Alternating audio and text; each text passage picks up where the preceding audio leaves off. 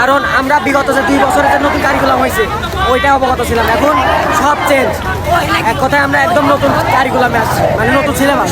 তো বোর্ডে যা সিলেবাস দিছে এটা দিয়ে পরীক্ষা দিতে আমাদের পক্ষে কঠিন।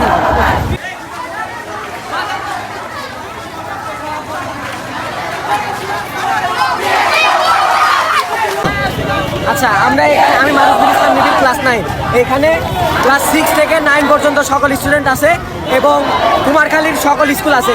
আজকে সবাই আসেনি, বাট এখানে দুর্গাপুর স্কুল, কুমারখালী জেন পাইলট মডেল মাধ্যমিক বিদ্যালয়, MN পাইলট মডেল মাধ্যমিক বিদ্যালয়, তারপরে পাথরবাড়িয়া স্কুল, সবাই এখানে আছে। কালকে থেকে ইনশাল্লাহ আরও স্কুল আমাদের সাথে যোগ দিবে। তো আমরা চাই যে আমাদের যে সিলেবাসটা বই থেকেও 3 গুণ ছড়ে করতে, কারণ আমরা বিগত যে 2 বছরে যে নতুন কারিকুলাম হয়েছে ওইটা অবগত ছিলাম। এখন সব চেঞ্জ, এক কথায় আমরা একদম নতুন কারিকুলামে আসছি, মানে নতুন সিলেবাস। তো বোর্ডে যা সিলেবাস দিছে এটা দিয়ে পরীক্ষা দিতে আমাদের পক্ষে কঠিন।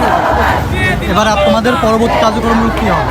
পরবর্তী কার্যক্রম যদি আমাদের এই আন্দোলনের মাধ্যমে যদি সিলেবাসটা শর্ট করে তাহলে আমরা পরীক্ষা দিব, আর যদি না করে তাহলে আমরা একটা পরীক্ষা দিতে বলবো। আমরা আন্দোলনরত থাকবো এবং আমরা আমাদের দাবি আছে, আমাদের তো দাবি করা ছাড়া আমাদের কোনো উপায় নেই। কারণ আমরা সারা বছর যে কারিকুলামে আমরা পড়াশোনা করছি, আমাদের তো সেই হিসাবে যদি এখন পরীক্ষা না নেই আমরা কীভাবে পারবো পরীক্ষাতে? তো আমাদের সিলেবাসটা শর্ট করতে হবে, মানে আমাদের পরীক্ষা দেওয়ার মতো করতে হবে, আর না হলে আমরা আর প্রত্যেকটা বিষয়ে এমসি আন্দোলনরত থাকবো।